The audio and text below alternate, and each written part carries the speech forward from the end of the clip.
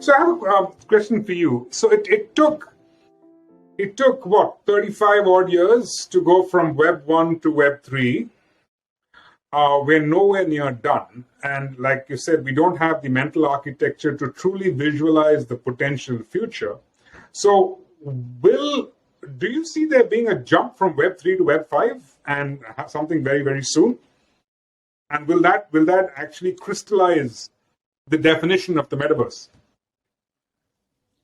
So this all banks on exponential technologies, no? On the capacity of a technology to become exponential and leapfrogging one and actually even jumping a technology cycle.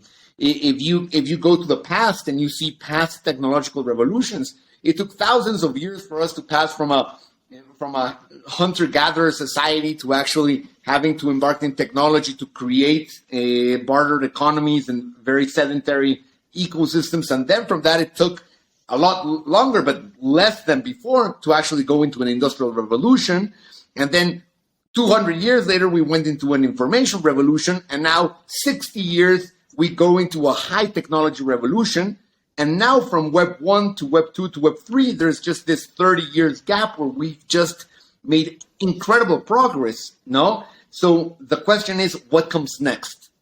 I think the evolution from a Web 3 to a Web 5 that allows for complete decentralization and the capacity for people to actually leverage their information and selectively choose in layers of the internet how they interact, I think the technology exists, Amar. I think we are now playing the game of adoption, which is key. No, adoption and mainstream adoption has to be pivotal for a technology to be resilient enough to be implemented and enrailed.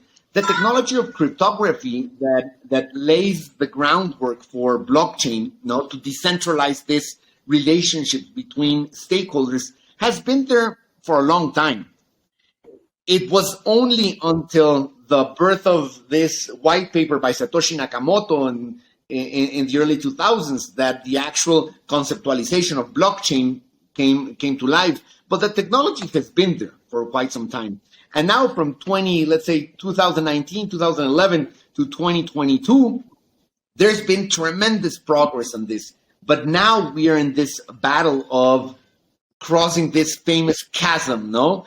There is the mainstream market, which is global adoption, where everybody just jumps into it, the pragmatists and even the conservatives. But right now we're at this stage where for a couple of years, the early adopters and the innovators have been developing great solutions and applications to this technology.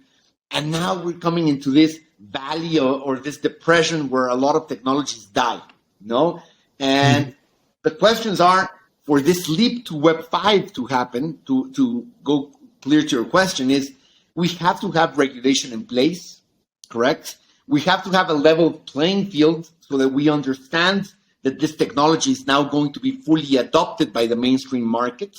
We need to know that there is going to be a homogeneous distribution of this technology and that this technology can actually be adopted by also central authorities that will allow us to have a widespread adoption. The technology is great. And if this happens, then we'll see a ramp up of the news cycle. If this does not happen, then two paths could emerge.